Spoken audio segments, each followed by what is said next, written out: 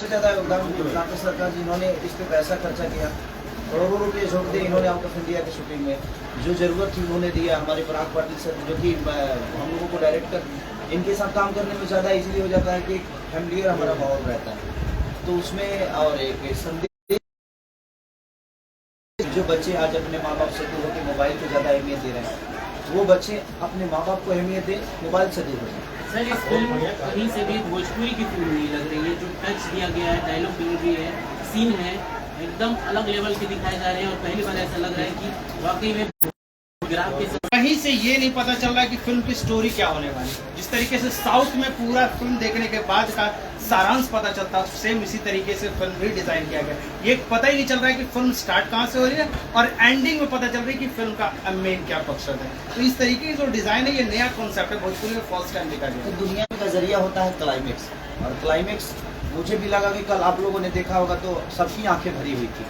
जब लास्ट में कृति की एंट्री होती है। सर एक सेकंड टोकना चाहूंगा।